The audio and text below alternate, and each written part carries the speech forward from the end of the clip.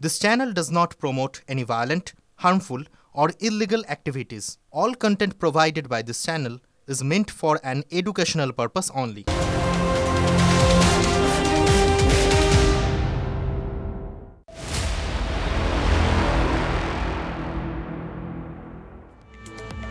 নমস্কার, টিভি9 বাংলা আপনাদের আরো একবার স্বাগত জানাই। দুপুর 2টো মানে আপনারা জানেন ফুল অ্যান্ড ফাইনাল ব্রেকহীন খবর, কোনো ব্রেক নেই, একটানা খবর। এই মুহূর্তে অত্যন্ত গুরুত্বপূর্ণ সব খবরে আমরা বিশেষ নজর রাখবো। লিমার সঙ্গে আমি শুভজিৎ রয়েছি আজকে ফুল অ্যান্ড ফাইনালে। আর প্রথমেই যে খবরে নজর রাখতে হচ্ছে, এসআইআর প্রক্রিয়ার কাজ কতটা হচ্ছে, কিভাবে হচ্ছে, সেই যাবতীয় বিষয় খতিয়ে দেখতে কেন্দ্রীয় নির্বাচন কমিশনের একটা টিম আবারও রাজ্যে এসেছে। শহরে কমিশনের 4 সদস্যের একটা টিম এই মুহূর্তে রয়েছেন। দলে deputy election commissioner Gyanesh Bharti, principal secretary, deputy secretary কলকাতায় এসে বৈঠকে ইতিমধ্যে বসে গিয়েছে কমিশনের এই টিম। মূলত কলকাতা উত্তর ও দক্ষিণ এবং দক্ষিণ 24 পরগনার ডিইও এবং ইআরওদের সঙ্গে তাদের বৈঠক। পাশাপাশি নদিয়া, মুর্শিদাবাদ, মালদা, কলকাতা, দক্ষিণ 24 পরগনার এসআইআর প্রক্রিয়ার অগ্রগতি তারা খতিয়ে দেখবেন। আমার সহকর্মী শ্রাবন্তী সাহা এই মুহূর্তে আমাদের সঙ্গে রয়েছেন। শ্রাবন্তী, আমি জানতে চাইব, মূলত এখনো পর্যন্ত এই বঙ্গে এসআইআর শুরু হওয়ার পর নানা রকম পরিস্থিতির জল কোথাও ঘোলা হয়েছে, কোথাও বিভিন্নভাবে হয়েছে। আজকে যে টিম এসছেন তারা মূলত কোন কোন বিষয়গুলোতে বিশেষ নজর দেবেন বলে জানা যাচ্ছে?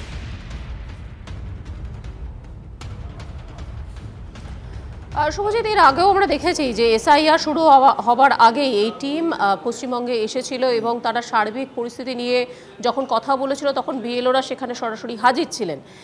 এখানে এসআইআর শুরু হওয়ার পরে পরিস্থিতি কি, কতখানি অগ্রগতি রয়েছে? বিশেষত নির্বাচন কমিশন যখন বলছে যে ডেডলাইন 4ই ডিসেম্বর দেওয়া হয়েছে তার আগেই 26 বা 27 তারিখের মধ্যেই সেই কাজ সম্পূর্ণরূপে শেষ হয়ে যাবে, সেখানে আর কি কি সমস্যা রয়েছে?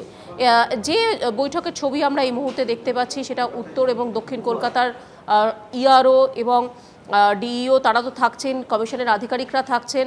এরপর আলিপুরে যে বৈঠক রয়েছে সেখানে জেলাশাসক সাউথ 24 পরগনা তারা থাকবেন, কথা বলা হবে সব যাবতীয় সমস্যা নিয়ে।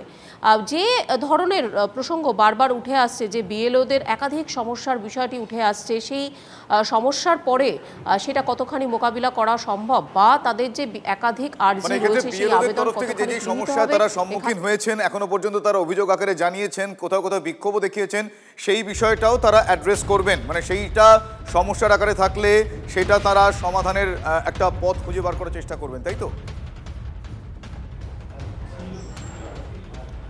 দেখো, উঠে আসতে পারে এই প্রসঙ্গ, যদিও বিএলওরা যেহেতু এখানে সরাসরি ইনভলভ নন, শুধুমাত্র ইআরওরা রয়েছেন, সেক্ষেত্রে তাদের সমস্যার আদৌ কতখানি সমাধান হবে সেই প্রশ্নটা যেমন থাকছে। একই সঙ্গে গতকাল ভার্চুয়াল যে মিটিং ছিল যেখানে জ্ঞানেশ কুমার স্বয়ং ছিলেন এবং সেখানে তিনি আরেকবার সতর্ক করেছেন সমস্ত বিএলওদের যে যদি কোনো ভুলভ্রান্তি হয়ে থাকে, মৃত ভোটার বা শিফটেড ভোটার, তাহলে কিন্তু শেষ পর্যন্ত দায় পড়বে বিএলওদের। সেইখান থেকে সেই চাপ মুক্তি আদৌ কি কোনো বিষয় ঘটবে, এই বৈঠকে উঠে আসতে পারে সেই সমস্ত তথ্য। ধন্যবাদ শ্রাবন্তী, সঙ্গে থাকুন। এসআইআর প্রক্রিয়ার মধ্যে বিএলওদের জন্য নতুন নির্দেশিকা কমিশনে। কি সেই নির্দেশিকা? এনুমারেশন ফর্মে ছবি স্পষ্ট না থাকলে ভোটারদের বাড়িতে গিয়ে ছবি তুলতে হবে, তাদের অ্যাপের মাধ্যমে ছবি তুলতে হবে বিএলওদের।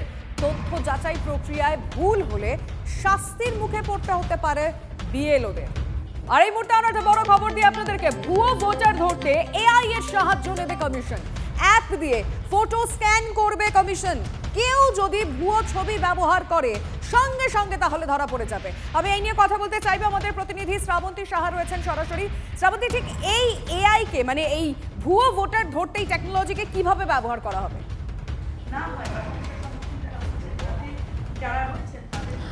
লিমা, এই এআই টেকনোলজি ব্যবহার করা হচ্ছে যে ছবি আদতে সঠিক কিনা।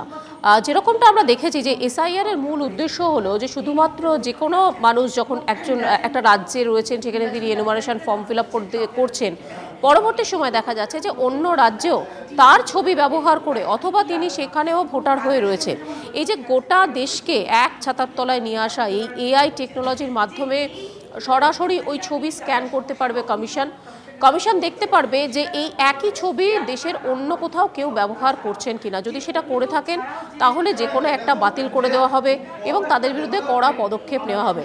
যদিও কমিশন জানিয়েছে 9th ডিসেম্বর অর্থাৎ এই যাবতীয় কাজগুলো শেষের পরে যখন সমস্ত কিছু দেখা হবে যে আদতে কতখানি সঠিক রয়েছে, সেই সময় এই এআই টেকনোলজি ব্যবহার। আসছে সামজিৎ মুখার্জি, সাইবার এক্সপার্ট আমাদের সঙ্গে রয়েছেন এই মুহূর্তে। সামজিৎ, সরাসরি যে বিষয়টা জানতে চাইবো আপনার থেকে, এবার কমিশন এআই এর সাহায্য নিচ্ছে ভুয়ো ভোটার ধরতে। এটা এই মানে টেকনোলজিটা কিভাবে ব্যবহার হচ্ছে, কিভাবে ভুয়ো ভোটার ধরা যাবে, যদি একটু সহজভাবে বুঝিয়ে বলেন। মানে ব্যাপারটা হচ্ছে ধরার উপায় বলতে গেলে এআই যেভাবে কাজ করছে, যেমন আমরা চ্যাটবট মানি কারোর নাম্বার, সহজভাবে বোঝাতে গেলে কারোর নাম্বার যদি আমরা এখন এআই এর মাধ্যমে সার্চ করি সেটা কোন কোন জায়গায় ইউজ হয়েছে সেটা 1 মিনিটের মধ্যে রেজাল্ট বেরিয়ে যায়। সেরকম ভাবেই ভোটার যে আইডেন্টিফাই যে নাম্বার, মানে ভোটার হোক বা আধার হোক, যে নাম্বারটি হয় সেই ইউনিক নাম্বারটা কোথায় কোথায় ইউজ হচ্ছে, সেটা 2 জায়গায় ইউজ হচ্ছে কিনা, কেউ মারা গেলে সেটা আবার নতুন ভাবে ইউজ হচ্ছে কিনা, এই যে ভুয়ো যে বিষয়গুলো ঘটছে এগুলোকে আইডেন্টিফাই 1 মিনিটে বেরিয়ে যাবে যদি এটা একটা ডাম থেকে। যে আধারের যে আমাদের যে ডেটাবেস আছে সেই ডেটাবেসের মাধ্যমে যদি এই জিনিসগুলো আপডেটেড থাকে, আমরা যদি কাউকে আইডেন্টিফাই করতে চাই, কারোর ফটো দিয়ে হোক, কারোর রেটিনা চেকিং দিয়ে হোক, কারণ আধার নাম্বার দিয়ে হোক, তো এটা ইজি আমরা ফাইন্ড আউট করা সম্ভব এআই কে ইউজ করে। It's like a chatbot basically. তো সেখানে যদি যখনই আমরা কোয়ারি গুলো পাঠাবো সেই কোয়ারি আমাদের রেজাল্টটা আইডেন্টিফাই করে দেবে। অনেক ধন্যবাদ। অন্যদিকে এসআইআর শুরু হওয়ার পর থেকেই বাংলাদেশি অনুপ্রবেশকারীদের ভারত ছাড়ার একটা হিড়িক পড়ে গিয়েছে। নিউ টাউন চত্বরে গজিয়ে ওঠা একের পর এক বস্তি রাতারাতি ফাঁকা হয়ে গিয়েছে। সরেজমিনে খতিয়ে দেখতে আটঘরার এমনই এক বস্তিতে TV9 বাংলা পরপর ঘরে তালা ঝুলছে। আমার সহকর্মী সুপ্রিয় এই মুহূর্তে সেখানে রয়েছে। সুপ্রিয়, এর আগেও আমরা চেকপোস্টে দেখেছি, সীমান্তে দেখেছি যে সেখানে অসংখ্য মানুষ তারা ভিড় করে আছেন, তারা ফিরে যেতে চাইছেন, তারা নিজেরাই বলছেন যে কোনো কাগজপত্র ছাড়াই দিনের পর দিন থেকেছেন। এই মুহূর্তে তুমি যেখানে রয়েছে সেখানে সেই বস্তিগুলো তালা ঝুলছে, কি বলছেন প্রতিবেশীরা? শুভজিৎ, দেখো, বিরোধীদের তরফ থেকে বারবার যেটা দাবি করা হচ্ছিল যে এসআইআর শুরু হলে অনুপ্রবেশকারীদের আইডেন্টিফাই করা যাবে, এমনকি যারা অবৈধ ভোটার তাদেরকেও চিহ্নিত করা যাবে, এমনকি তাদের নাম বাতিল করা ভোটার তালিকা থেকে, সেই কাজটাও কিন্তু সম্ভব হবে। আর সেই এসআইআরের যে প্রভাব সেটা কিন্তু 4 তারিখের পর থেকেই আমরা দেখতে পাচ্ছি। একেবারে রাজারহাট নিউ টাউন এলাকার যে সমস্ত বস্তিগুলো রয়েছে যেখানে বহু মানুষ বসবাস করতেন, সেই বস্তিবাসীদের একটা অংশ তারা কিন্তু যে ঘরে বা যে বাড়িতে থাকতেন সেই ঘর বা বাড়ি সেগুলোকে তালাবন্ধ করে অন্যত্র চলে যাচ্ছেন। আর সেখানেই কিন্তু যেটা সবথেকে তাৎপর্যপূর্ণ বিষয় হিসেবে উঠে আসছে, আমরা যখন সেখানে যাচ্ছি, গিয়ে অন্যান্য যারা বাসিন্দারা রয়েছেন বা যে বাড়িটি বন্ধ অবস্থায় রয়েছে বা ঘরটি বন্ধ অবস্থায় রয়েছে তার যারা প্রতিবেশীরা রয়েছেন তারা কিন্তু যেটা দাবি করছেন যে হ্যাঁ, এখানে অনেক বাংলাদেশ থেকে আসা নাগরিকরা ছিলেন বা বসবাস করতেন। তারা কেউ গৃহসহায়িকা, কেউ দিনমজুরের কাজ করে দিন যাপন করতেন, কিন্তু এই এসআইআর বা নথিপত্র নিয়ে তাদের সমস্যা বা সেই দুশ্চিন্তার জায়গা থেকে তারা কিন্তু এই 4 তারিখের পর থেকেই নিজেদের এই ঘর বা ভাড়া ঘর সেগুলোকে তালাবন্ধ করে অন্যত্র চলে গেছেন। এমনকি যাওয়ার সময় অনেকেই আবার বলে গেছেন তারা বাংলাদেশে ফিরে যাচ্ছেন, এমনটাও কিন্তু এখানকার যারা বাসিন্দারা রয়েছেন বা প্রতিবেশীরা রয়েছেন তারা দাবি করছেন। কিন্তু আদতে তারা কিভাবে এসেছিলেন, তাদের এই সমস্ত বস্তি এলাকাতে থাকার বন্দোবস্ত কারা করে দিয়েছিল, বা এতদিন তারা যে ছিলেন কিভাবে ছিলেন, এই সমস্ত বিভিন্ন প্রশ্ন কিন্তু এই পরিস্থিতি সামনে আসার পর থেকে প্রশ্ন আকারে সামনে উঠে আসছে। তবে একটা বড় অংশের বাসিন্দা এই সমস্ত বস্তি এলাকার, তারা কিন্তু তাদের যে সমস্ত ঘর বা ভাড়ার ঘর যাই বলা হোক না কেন সেই সমস্ত ঘরগুলোকে বন্ধ করে তারা অন্যত্র চলে গেছেন। এখন কোথায় তারা গেছেন সেটা কিন্তু এখন দিন তারা হয়তো এখানে অবৈধভাবে থাকতেন। এই মুহূর্তে এসআইআর আবহে তারা ভয় পেয়ে গিয়ে এই মুহূর্তে পালানোর হিড়িক বেড়ে গিয়েছে। এটা ঠিক আছে, অনেক জায়গায় থাকতো, থাকে তারা এফআইআর সংবাদ শুনে তারা অনেক সবাই চলে যাচ্ছে। এখন তো প্রায় নাই বললেও চলে। আচ্ছা, এই বস্তি এলাকাগুলোতে বিভিন্ন জায়গাতে তারা বসবাস করতো? হ্যাঁ, বসবাস অনেক জায়গাতে এসে করতো, করে চলে যেত। মানে পরিবার নিয়েই থাকতো তারা? হ্যাঁ, পরিবার নিয়ে থাকতো, এই নোংরার কাজ করতো, কেউ রাবিশ বালির কাজ করতো, বিভিন্ন ধরনের যে কাজ পেতো সেই কাজ করতো। বাংলাদেশ থেকে কিভাবে এসেছিল কিছু সেগুলো জানতে? কেউ দালাল ধরে আসতো, কেউ পাসপোর্টে আসতো, এই বিভিন্নভাবে সব চলে আসতো। আচ্ছা, তো এসে এখানে থাকতো এবং কাজকর্ম করতো। হ্যাঁ। তো এরা হঠাৎ মানে ঘর বাড়ি ছেড়ে চলে যাচ্ছে কেন? তাতেও এফআইআর হচ্ছে, এনএসসি হবে, এই ভয়ে ধরা পড়ে যাবে তখন, তাই সবাই আগেতে চলে যাচ্ছে। অনেকে কীভাবে জানি না, অনেকে হয়তো কাজ করেছিল, তাও তারা ভয়তে চলে যাচ্ছে, ভয় কেউ থাকতেছে না। বহুত দিন আশেপাশে সব ছিলাম, তারা চলে গিয়েছে। আর আমরা এই দেশীয়, আমাদের বাড়ি মালঞ্চে রাজবাড়ি, আমরা এইখানে থাকি ভাড়া। কতদিন ধরে আছেন? তো আমরা আছি 17-18 বছর হয়েছে। আর যারা চলে গেছে তারা কোথা থেকে এসেছিল, কোথায় গেছে? তারা বাংলাদেশে, কেউ বলে কোথায়, এইদিকে কি নাম বলে আমি নিজেই বুঝতে পারি না। বাংলাদেশ ওই দিকে সব বাড়ি। মানে এখানে কি তারা ভাড়া ঘর নিয়ে থাকতো? হ্যাঁ, সব এইসব বস্তি করে এই বস্তিতে থাকে। সুপ্রিয় নিউ টাউন এলাকার ছবি আপনাদেরকে দেখালো, যেখানে একটার পর একটা ঘরে তালা ঝুলছে, কিন্তু এনারা যাচ্ছেন কোথায়? বাংলাদেশে। সীমান্তের ছবিটা দেখবেন, বাংলাদেশিরা পালাচ্ছেন স্বরূপনগরের হাকিমপুর সীমান্তে। শয় শয় বাংলাদেশি, ছবিটা দেখুন একবার। দীর্ঘদিন অবৈধভাবে ভারতে বাসের পর এবার পালানোর হিড়িক। ছবিটা তুলে ধরেছেন আমাদের প্রতিনিধি দীপঙ্কর। আমি সরাসরি এই মুহূর্তে কথা বলতে চাইবো, আসুন আমার সঙ্গে দীপঙ্কর রয়েছে। দীপঙ্কর, একদিকে নিউ টাউনে দেখলাম ঘর ফাঁকা, একদিকে তুমি যে ছবিটা পাঠিয়েছো আমাদের দর্শকরা দেখছেন, যেখানে সীমান্তে মানে একটা বাংলাদেশে পালানোর হিড়িক, কিন্তু তারা কি বলছেন? দেখো, মূলত যে বিষয় শুধু নিউ টাউন নয়, গোটা রাজ্যের বিভিন্ন প্রান্তে কিন্তু এইভাবে বাংলাদেশিরা রয়েছেন এবং তারা এখানে রীতিমতো পরিবার নিয়ে আছেন, কাজ করছেন এবং এখানকার অর্থ, এখানকার কর্মসংস্থান সমস্ত কিছুর মধ্যে তারা ঢুকেছিল। এখন প্রশ্ন হচ্ছে যে এরা কেন পালিয়ে যাওয়ার চেষ্টা করলো? মূলত এসআইআর ঘোষণা হওয়ার পর কারো কারো কাছে হয়তো কাগজ আছে, কেউ কেউ হয়তো ভোটার লিস্টের নামও তুলতে পেরেছে, কিন্তু যারা প্রত্যেকে একটা আতঙ্কের মধ্যে আছেন। প্রকৃতপক্ষে এসআইআর হলে তারা যদি 2002 লিঙ্ক বা তাদের নাম তো নেই, যেহেতু তারা পরে এসছেন, কিন্তু লিঙ্ক যখন দেখাতে পারবেন না, হয়তো তাদের ডিটেনশন ক্যাম্পে নিয়ে যাওয়া হবে বা আদার্স কোথাও নিয়ে যাবে। এই কারণেই কিন্তু এই পালিয়ে যাওয়ার হিড়িক। এসআইআর ঘোষণা হওয়ার পর থেকে কিন্তু স্বরূপনগরে বিশেষ করে দেখা যাচ্ছে হাকিমপুর, গোজাডাঙ্গা এইসব সীমান্ত দিয়ে পারাপার করবার চেষ্টা করছেন। এখনও পর্যন্ত আমরা যেটা জানতে পারছি, আজকের খবর 500 মানুষ যারা এইভাবে পরিবার নিয়ে পালিয়ে যাওয়ার চেষ্টা করছিল, যারা ধরা পড়েছেন, তারা এসেছেন এইভাবে চোরাপথে, অবৈধভাবে তারা এসেছেন, এসে এখানে কাজ করতেন, এখানে থাকতেন, এখানে খেতেন, কিন্তু তারা এখন পালিয়ে যাওয়ার চেষ্টাও করছিলেন চোরাপথে। কিন্তু সেক্ষেত্রে বিএসএফ এর কড়াকড়িতে সেখানে ধরা পড়েছেন। বিএসএফ এর তরফ থেকে ধরে তাদেরকে থানায় নিয়ে যাওয়া হচ্ছে, কিন্তু একসঙ্গে এত মানুষ তাদের কোথায় নিয়ে রাখা হবে এই সমস্ত নানা বিষয় জটিলতা রয়েছে। কিন্তু আইনিভাবে তারা কিন্তু গ্রেপ্তার হচ্ছেন এবং তাদের নাম আদালতে পাঠানো হচ্ছে। প্রসঙ্গ হচ্ছে এই যে 500 মানুষ যারা এসেছেন বা ধরা পড়েছেন, তুলে ধরেছো, তারা তো স্বীকার করছেন। কি বললেন টিভি9 বাংলার প্রতিনিধিকে একবার শুনুন। ভারতে কোথায় থাকতেন?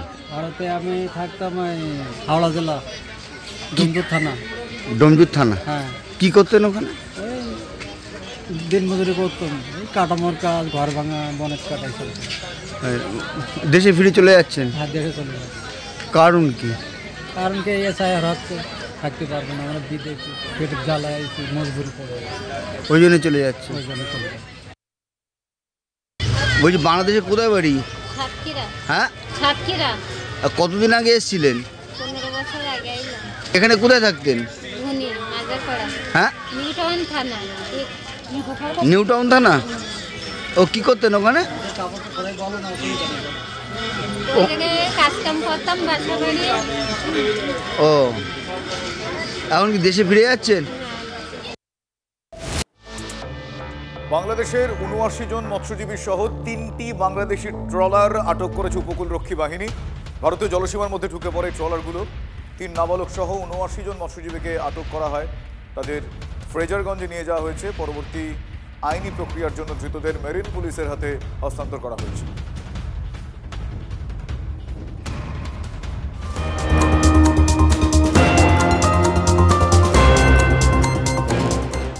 আর এরই মধ্যে জানিয়ে রাখি, কলকাতায় আবারও পাকড়াও হয়েছে আফগান নাগরিক। ভুয়ো নথি দিয়ে ভারতীয় পাসপোর্ট তৈরি করে বিদেশ যাত্রার চেষ্টা।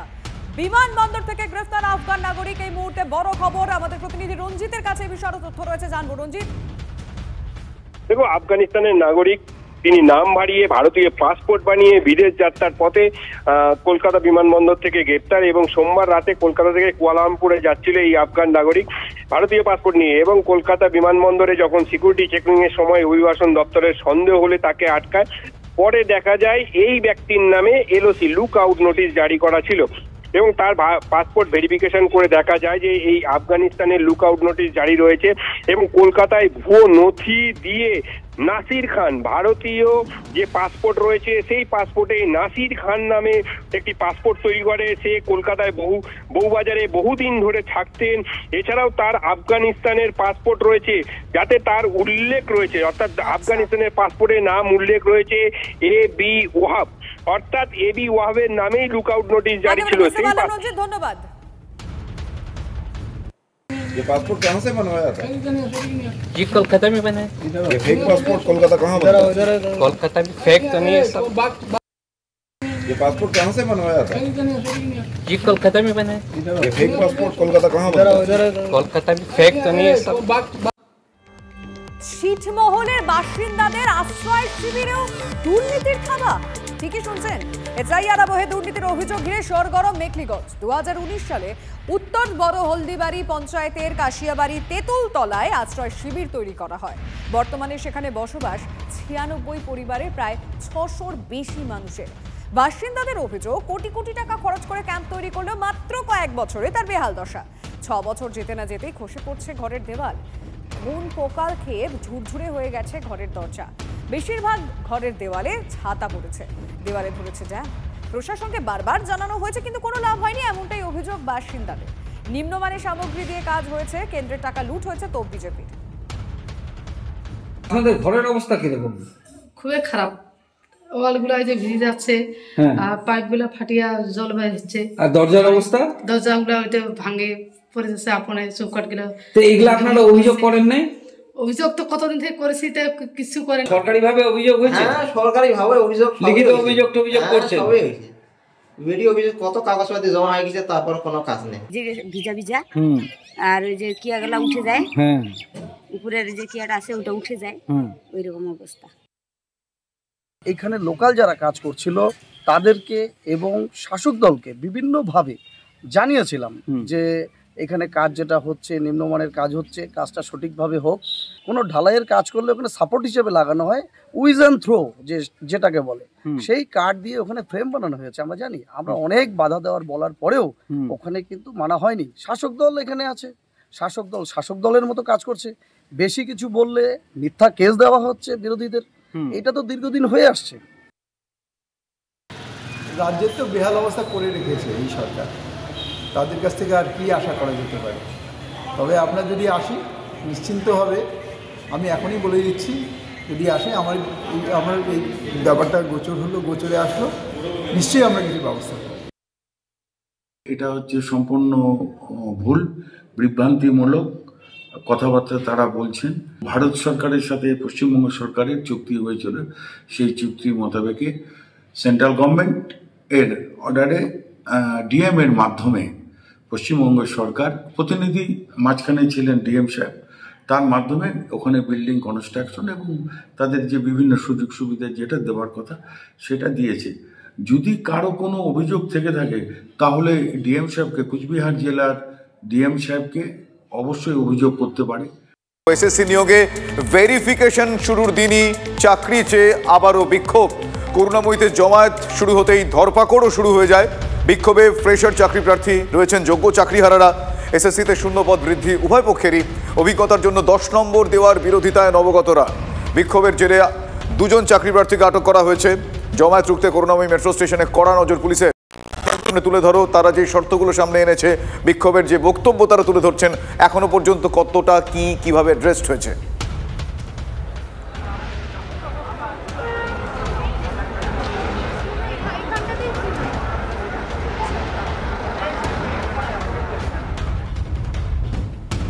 না, কোনো কারণে বোধহয় এই মুহূর্তে যোগাযোগ করা যায়নি। আরও একবার আমরা যোগাযোগ করার চেষ্টা করছি, তবে তার আগে আপনাদের জানিয়ে রাখি, এই মুহূর্তে জমায়েত রুখতে করুণাময়ী মেট্রো স্টেশনে ব্যাপক ধরপাকড়, সেখানে ব্যাপক কড়া নজরদারি। এসএসসি নিয়োগে ভেরিফিকেশন শুরুর দিনই চাকরি চেয়ে আবারও বিক্ষোভ। করুণাময়ীতে জমায়েত শুরু হয়েছে, সাথে সাথে শুরু হয়ে গিয়েছে ধরপাকড়। বিক্ষোভে ফ্রেশার চাকরি প্রার্থীরা রয়েছেন, যোগ্য চাকরিহারারা রয়েছেন।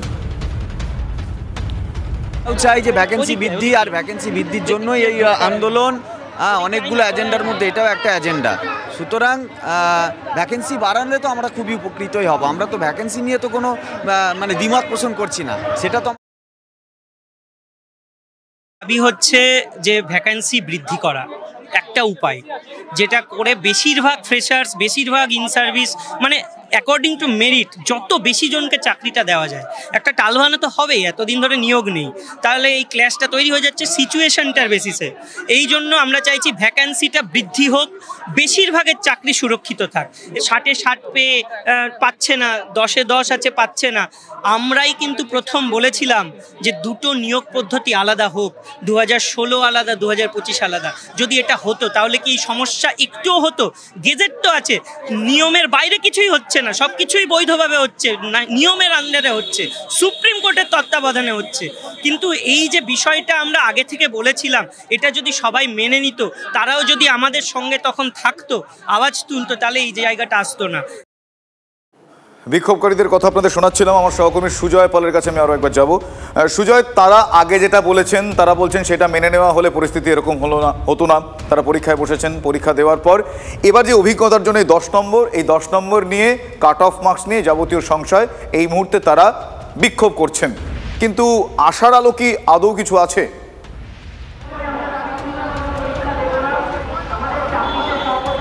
একেবারে দেখো, আমি তাদের সঙ্গে সরাসরি কথা বলবো, সেই শিক্ষকদের সঙ্গে যারা এই মুহূর্তে রাস্তায় অবস্থানে রয়েছেন এবং যারা বিকাশ ভবনে যেতে চাইছেন।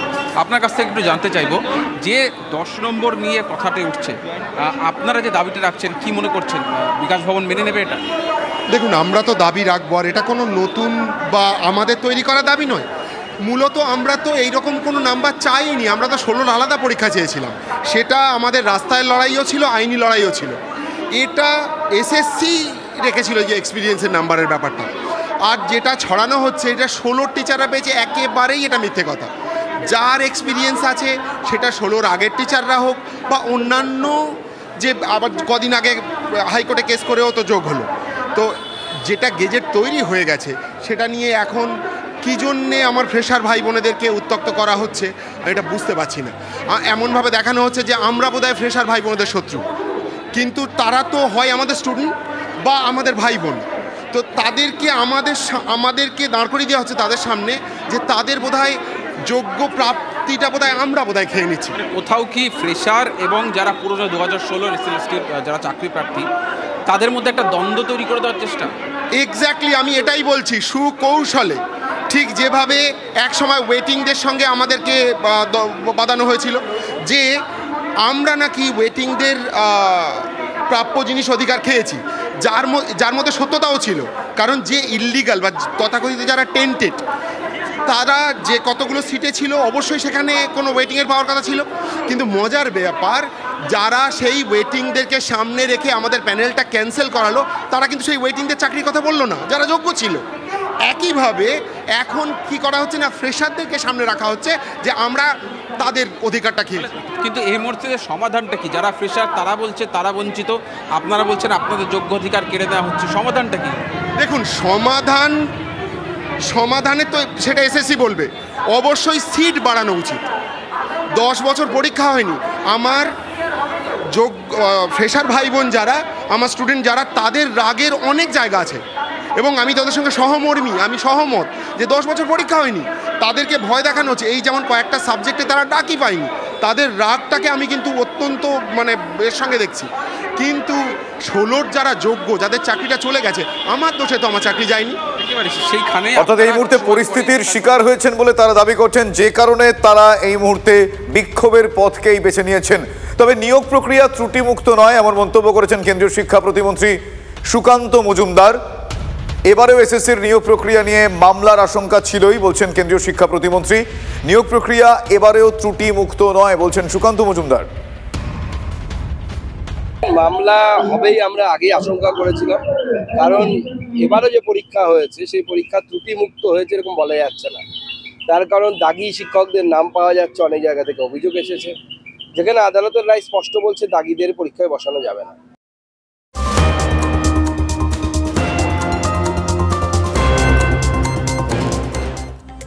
ইন্টারভিউ প্রক্রিয়ার মধ্যেই শূন্যপদ বাড়াতে চলেছে এসএসসি। শূন্যপদ বৃদ্ধি নিয়ে মুখ্যমন্ত্রীর সঙ্গে কথা বলেছেন শিক্ষামন্ত্রী। যোগ্য চাকরিহারা শিক্ষকদের জন্য শূন্যপদ বৃদ্ধি নিয়ে আলোচনা হয়েছে। যোগ্য চাকরিহারাদের পাশে সরকার আছে, এমন একটা বার্তা দেওয়ার চেষ্টা। শূন্যপদ বাড়ালেও লাভ হবে না নতুন চাকরি প্রার্থীদের। আমার সঙ্গে মুখ্যমন্ত্রীর ভ্যাকেন্সি বাড়ানো নিয়ে একটা নিশ্চয়ই আলোচনা হয়েছে।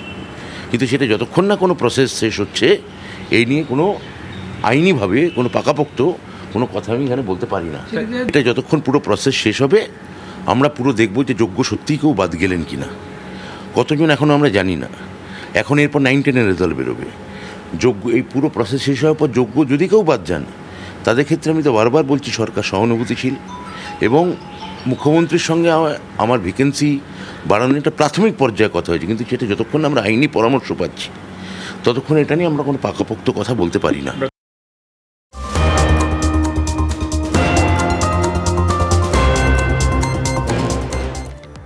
আজ থেকে শুরু একাদশ দ্বাদশ শ্রেণীর নথি যাচাইকরণ প্রক্রিয়া। বিভিন্ন স্তরের শংসাপত্র মার্কশিট নিয়ে কমিশনে চাকরি প্রার্থীরা অত্যন্ত গুরুত্বপূর্ণ, কারণ আজ থেকেই এই একাদশ দ্বাদশ শ্রেণীর নথি যাচাইকরণ প্রক্রিয়া শুরু হচ্ছে। বিভিন্ন স্তরের শংসাপত্র মার্কশিট নিয়ে কমিশনে চাকরি প্রার্থীরা। এর আগে তো আমাদের কোনো দুর্নীতির কারণে আমাদের চাকরি যায়নি, হয়েছে আমরা প্রাতিষ্ঠানিক দুর্নীতির শিকার হয়ে গেছি।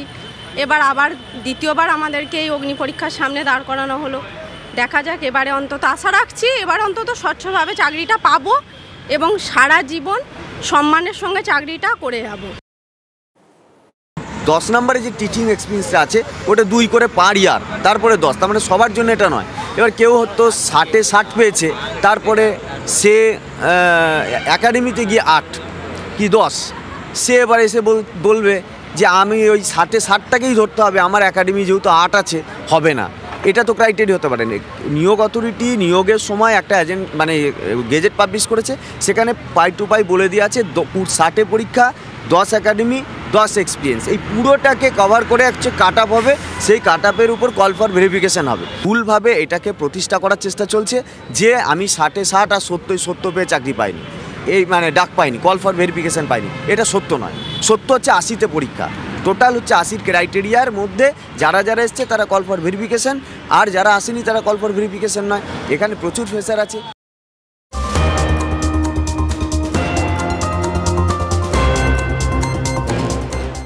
করুণাময়ীতে নজর রাখতে হবে, কারণ সেখানে বিক্ষোভে 2022-এর টেট পাস চাকরি প্রার্থীরাও। কেন তাদের এই বিক্ষোভ, কি দাবি, সেটাই জানবো সরাসরি। আমাদের প্রতিনিধি কৌস্তব রয়েছেন সেখান থেকে। কৌস্তব।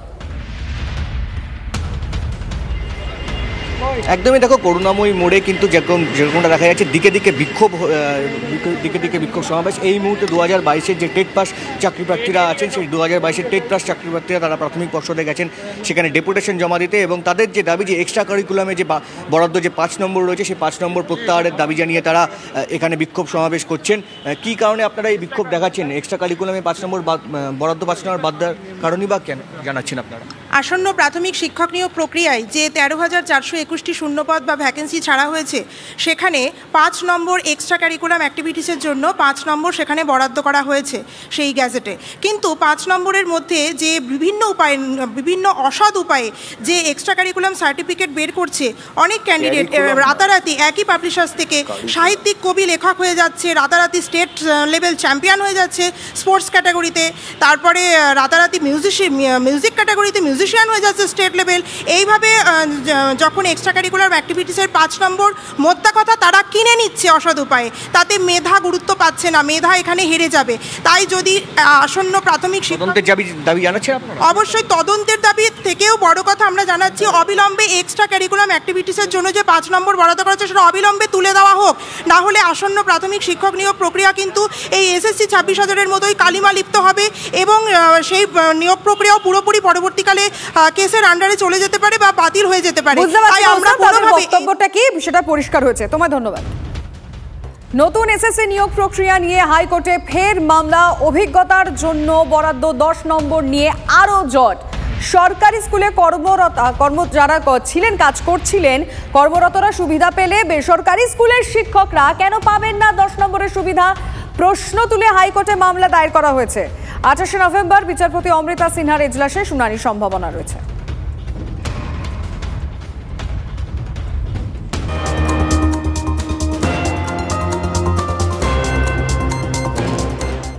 এই মুহূর্তে আমরা খবর পাচ্ছি হাওড়ায় আবারও ভয়ানক অগ্নিকাণ্ড। আন্দুল রোডের রেস্তোরাঁয় ভয়াবহ আগুন লেগেছে। ঘটনাস্থলে দমকলের পৌঁছেছে। এই মুহূর্তে দাঁড়িয়ে যে খবর আসছে, রান্নাঘর থেকে আগুন লাগে বলে পুলিশ প্রাথমিকভাবে অনুমান করছে। বিধ্বংসী আগুন এই মুহূর্তে হাওড়ার আন্দুল রোডে। সুব্রত আমাদের প্রতিনিধি জানাবেন। সুব্রত, ঠিক কি অবস্থা এখন? দমকলের কটা ইঞ্জিন রয়েছে? দেখো, এই মুহূর্তে দমকলের দুটি ইঞ্জিন, সেই আগুন লেলিয়ান শিখা এবং কালো ধোঁয়া বেরোতে দেখে মানুষ যখন আতঙ্কিত হয়ে পড়েছিল, দমকলকে খবর দেওয়া হয়েছিল এবং স্থানীয় মানুষরা সেই আগুনকে নেভানোর কাজ করছিল এবং পরবর্তীকালে দমকলের দুটি ইঞ্জিন আছে, তারা আগুনকে নিয়ন্ত্রণে আনার চেষ্টা করছে। তবে অনেকটাই আগুন নিয়ন্ত্রণে এসে গিয়েছে এই মুহূর্তে। তবে যেটুকু জানা যাচ্ছে বা দেখা যাচ্ছে, সেখানে কিন্তু একটি বার কাম রেস্টুরেন্ট ছিল, তারই যে রান্নাঘর, সেই রান্নাঘরে এই বিধ্বংসী আগুন লাগে, যেখানে প্রচুর পরিমাণে দাহ্য পদার্থ অর্থাৎ তেল মজুদ ছিল, এমনটাই জানা যাচ্ছে, যার থেকে আগুন লেগেছে এবং আতঙ্কিত হয়ে পড়ে এলাকার মানুষরা। তবে দমকল কর্মীরা অক্লান্ত পরিশ্রমে আগুনকে নিয়ন্ত্রণে আনার চেষ্টা করছে। তবে আতঙ্কিত হয়ে পড়ার একটা কারণ হচ্ছে, সেখানে আশেপাশে মানুষের বসতি রয়েছে, বাড়ি রয়েছে এবং জনবহুল এলাকায় সেই রেস্টুরেন্টে আগুনে আতঙ্কিত সাধারণ মানুষ। তুমি সঙ্গে থাকো, আমরা ছবিটা দেখাচ্ছি এক্সক্লুসিভ TV9 বাংলায়। যেটা আমাদের প্রতিনিধি সুব্রত জানাচ্ছিলেন, যেটা চিন্তার কারণ, যেটা আশঙ্কা, যে রেস্তোরাঁয় আগুন লেগেছে একেবারে ঘন জনবসতিপূর্ণ একটা এলাকা, চারপাশে প্রচুর ঘরবাড়ি রয়েছে, তাই আগুন ছড়িয়ে যদি পড়ে তাহলে কিন্তু চিন্তা বাড়তে পারে। এটাই এখন দমকলের কাছে সব থেকে বেশি উদ্বেগের। এই মুহূর্তে দমকলের দুটো ইঞ্জিন চেষ্টা করছে আগুন নিয়ন্ত্রণে আনার।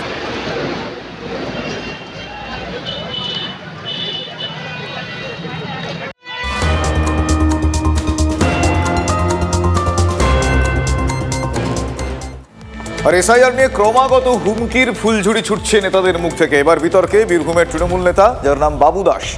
একটাও বৈধ নাম বাদ পড়লে বিজেপির দালালদের অজয় নদে বিসর্জন দেব। ভরা জনসভায় মন্ত্রী চন্দ্রনাথ সিনহার উপস্থিতিতে এরকম হুমকি দিচ্ছেন বোলপুর ব্লকের তৃণমূলের সহ সভাপতি বাবু দাস। শুনুন কি বলেছেন তিনি। আমাদের একটা বৈধ ভোটার বাদ যদি যায়, যেমন আমরা শ্মশান ঘাটে হরি বলে বলতে বলতে সতীদাহ যেমন আমরা দাহ করি, ঠিক তেমন এখানে বিজেপির যেসব দালালরা আছে, যদি একটা বৈধ ভোটার বাদ যায়, হরি বলে বলতে বলতে অজয় নদীটা কাছেই আছে, তাকে বিসর্জন দিতে বেশিক্ষণ লাগবে না, আমাদের বিসর্জন দিতে বেশিক্ষণ লাগবে না। পাল্টা বিজেপির জেলা সভাপতি তিনিও হুঁশিয়ারি দিয়েছেন যে মার খেলে বিজেপিও থেমে থাকবে না। বাবু দাসের আগে কি ক্ষমতা ছিল, আগে কি দলে তার জায়গা ছিল, আর এখন কি জায়গা বোলপুরের মানুষ জানে আর ও নিজেও জানে। অতএব ওর ক্ষমতার বাইরে ও কথা বলে ভাবছে আমি তৃণমূলের আবার সেই আগের মতো যেই জায়গায় ছিলাম সেই জায়গা পাবো। তো ও যদি এই বিজেপির লোককে মারতে যায়, তো বিজেপির লোকের কি হাত পা নাই নাকি? ও যদি মারে তাহলে ও মার খাবে।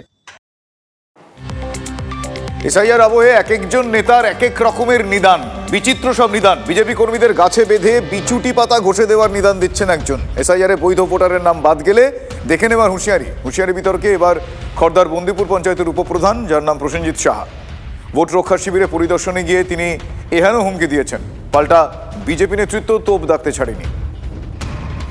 বৈধ ভোটার নাম বাদ যাক, একটা যদি বৈধ ভোটার নাম বাদ যায়, তা বিজেপির নেতাদের বলে দিচ্ছি, এলাকায় যত আম গাছ আছে দড়ি দিয়ে বেঁধে বিচুটি পাতা লাগিয়ে দেবো গায়ের মধ্যে, যাতে চুলকাতে নিজেদের নামটা বাদ চলে যায়।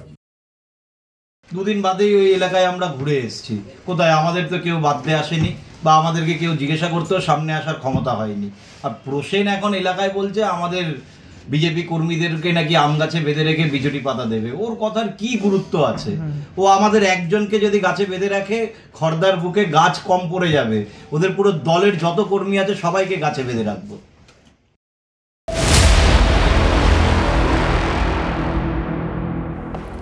এনুমারেশন ফর্ম জমা নেওয়ার পরও সমস্যায় বিএলওরা। ফর্ম জমার পর অ্যাপে আপলোড করার নির্দেশ কমিশনের, কিন্তু সেই আপলোড করার বিষয় কোনো ট্রেনিংই হয়নি। অভিযোগ বারাসাতের বিএলওদের।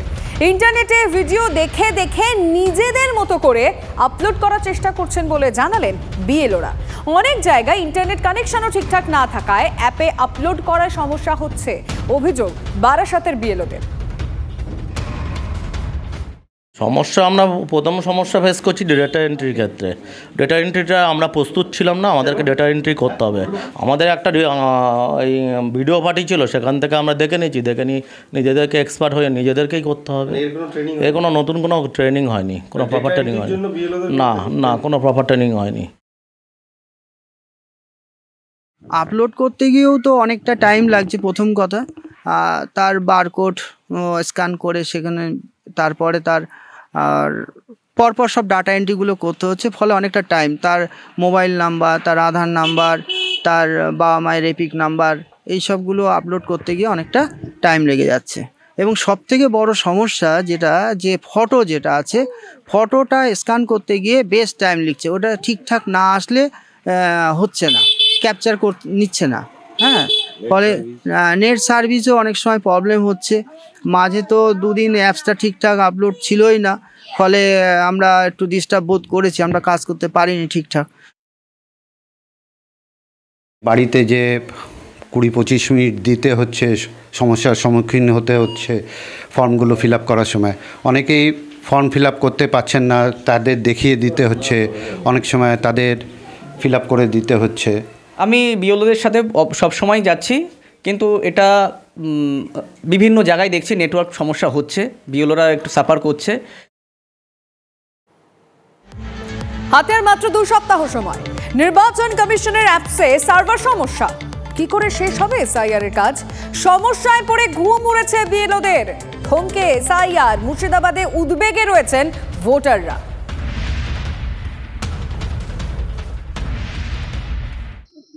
একটা সমস্যা তো আমাদের অন ডিউটি, এটা তো সমস্যা হচ্ছে, স্কুলও সামলাতে হচ্ছে, আবার শেষে এই কাজও সামলাতে হচ্ছে। আর রিসেন্ট যেটা হচ্ছে, মাঝে মাঝে সার্ভার হ্যাং হয়ে যাচ্ছে, এই একটা সমস্যা। আর যারা ফর্ম ফিল আপ, সেই ফর্ম ফিল আপে কিছু ভুল ত্রুটি হচ্ছে, সেগুলো কারেকশন করে ওনাকে স্পটে করে দিতে হচ্ছে, এই সমস্যা। হাতে আর মাত্র 2 সপ্তাহ, তার মধ্যে শেষ করতে হবে কাজ। আর চাপের মধ্যেই কাজ এগিয়ে নিয়ে যাচ্ছেন বাঁকুড়ার বিএলওদের একাংশ। বাড়ি বাড়ি গিয়ে জোর কদমে চলছে এসআইআর ফর্ম সংগ্রহের কাজ। নির্বাচন কমিশনের যে দেওয়া নির্দেশিকা, সেই নির্দেশিকা অনুযায়ী ইতিমধ্যেই বাড়ি বাড়ি এনুমারেশন ফর্ম পৌঁছে দিয়েছেন বিএলওরা। সেই ফর্ম এই মুহূর্তে কালেকশনের কাজ চলছে এবং সকাল থেকেই দেখা যাচ্ছে যে বাঁকুড়া জেলার প্রায় প্রতিটি বুথেই সেখানে বিএলওরা বেরিয়ে পড়েছেন এবং দেখা যাচ্ছে যে বিএলওরা বাড়ি বাড়ি ঘুরছেন, ফর্ম কালেকশন করছেন এবং ফর্ম কালেকশন করতে গিয়ে ফর্মের মধ্যে ভোটাররা যে ধরনের তথ্য দেওয়ার ক্ষেত্রে ভুল ত্রুটি যেসব করছেন, সেই ভুল ত্রুটিগুলো সংশোধন করে দিচ্ছেন, বুঝিয়ে দিচ্ছেন ভোটারদের। এবং তারপর যদি সেই ফর্ম পুরোপুরি ফিল আপ হয়ে যাচ্ছে, তাহলে সেক্ষেত্রে সেই ফর্ম সংগ্রহ করে নিচ্ছেন বিএলওরা। তবে এখানেই কিন্তু বিএলওদের কাজে শেষ হয়ে যাচ্ছে তেমনটা নয়। তারপর বাড়ি বাড়ি ঘুরে এই ফর্ম সংগ্রহের পর তাদের বাড়িতে ফিরে ইলেকশন কমিশনের যে নির্দিষ্ট পোর্টাল রয়েছে, সেই পোর্টালে এই ভোটারদের তথ্য তাদের আপলোড করতে হচ্ছে। স্বাভাবিকভাবে বিএলওদের ওপর যথেষ্ট চাপ রয়েছে, কারণ হাতে মাত্র আর 14টা দিন। এই 14টা দিনের মধ্যে ভোটারদের সমস্ত তথ্য সংগ্রহ করে, সমস্ত ফর্ম সংগ্রহ করে সেই তথ্য ইলেকশন কমিশনের যে নির্দিষ্ট পোর্টাল রয়েছে, সেই পোর্টালে আপলোড করার রীতিমতো চাপের ব্যাপার। এবং সেই কারণেই তারা কিন্তু একেবারে সকাল থেকে সন্ধ্যে পর্যন্ত তারা কাজ করছেন, এমনকি বাড়িতে ফিরেও তাদের কাজ করে যেতে হচ্ছে। আর তারই মাঝে কোথাও একটা সংশয় দেখা দিচ্ছে যে এত বিপুল পরিমাণ কাজ করার পরও তারা নির্দিষ্ট যে সময়সীমা রয়েছে, অর্থাৎ ইলেকশন কমিশনের নির্দিষ্ট সময়সীমা রয়েছে, তার মধ্যে তারা কাজ সম্পূর্ণ করতে পারবেন কিনা তা নিয়ে কিন্তু রীতিমতো একটা সংশয় তৈরি হয়েছে বিএলওদের মধ্যে। বাঁকুড়া থেকে ক্যামেরায় বুধন কর্মকারের সঙ্গে হীরক মুখার্জি, TV9 বাংলা। কাজ মোটামুটি এগোচ্ছে, আমরা সকাল থেকেই বেরোচ্ছি, বাড়ি বাড়ি ঘুরছি, ফর্ম কালেকশনগুলো করছি আর কি। এনুমারেশন ফর্ম যেগুলো আমরা ডিস্ট্রিবিউট করেছি, সেগুলো সমস্ত কালেকশন করছি। কালেকশনের সময় কিছু কিছু ভুল থাকছে ফর্মে, সেগুলো আমরা মানে নিজে হাতে সেগুলো ঠিক করার চেষ্টা করছি আর কি, ঠিক করে দিচ্ছি এবং কালেক্ট করছি। সারাদিনে কাজের চাপটা আছে আর কি। ফিল আপ করতে পারছেন, এখন তো অনেকেই মানে এডুকেটেড, শিক্ষিত এলাকা, শহরের অঞ্চলে সঠিকভাবেই করছেন। তাও আমরা কিছু সামান্য ভুল ত্রুটি থাকলে আমরা দেখে দিচ্ছি, সেটা চাপ আছে, কাজের প্রেশার আছে, থাকলেও প্রেশারের মধ্যে দিয়ে কাজটা হয়তো করার চেষ্টা করছি, আশা করি হবে।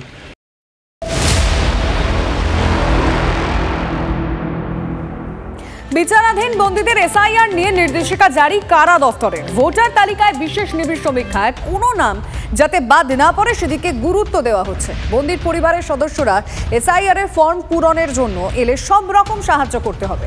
জেলের ওয়েলফেয়ার অফিসার সহ দায়িত্বপ্রাপ্ত আধিকারিকরা সে কাজ করবেন। এডিজি কারা লক্ষ্মীনারায়ণ মিনাই নির্দেশিকা জেলগুলিতে পাঠিয়েছেন। রাজ্যের 62টি সংশোধনাগারে 25,000 বন্দী রয়েছে। বিচারাধীন বন্দীরাই ফর্ম পূরণের সুযোগ সুযোগ পাচ্ছেন। বেশ কয়েকটি সংশোধনাগারে ফর্ম নিয়ে যান বন্দীদের পরিজনরা, আর সেই ফর্ম রেখে দিয়েছে জেল কর্তৃপক্ষ। বন্দীদের দিয়ে ফর্ম পূরণ করিয়ে ফিরিয়ে দেওয়া হবে পরিবারকে।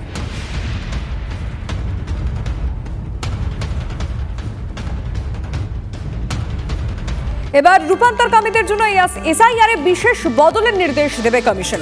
রূপান্তরকামীদের জন্য আত্মীয়ের জায়গায় গুরু মায়ের নাম ও তথ্য দেওয়ার অনুমতি সমস্ত জেলা শাসকের কাছে পাঠানো হয়েছে কমিশনের নির্দেশ। রূপান্তরকামীদের হেনস্থা ঠেকাতে পদক্ষেপ কমিশনের। রূপান্তরকামীদের আবেদনের প্রেক্ষিতে আশ্বাস কমিশনের।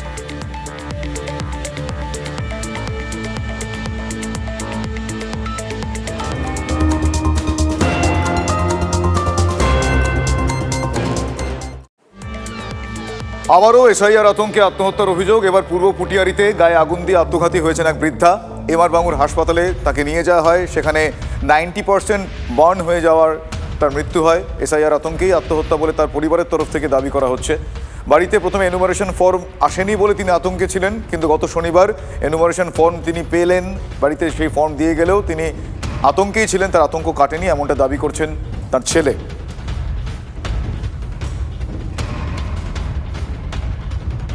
ফের এসআইআরের আতঙ্কে মৃত্যুর অভিযোগ উঠল যাদবপুর বিধানসভা কেন্দ্রের পূর্ব পুটিয়ারিতে।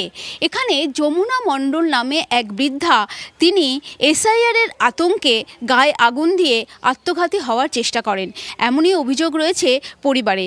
এই এলাকায় বেশ কিছুদিন ধরেই এসআইআরের ফর্ম বিলি হচ্ছিল, কিন্তু তাদের বাড়িতে এই ফর্ম আসতে কিছুটা দেরি হয়।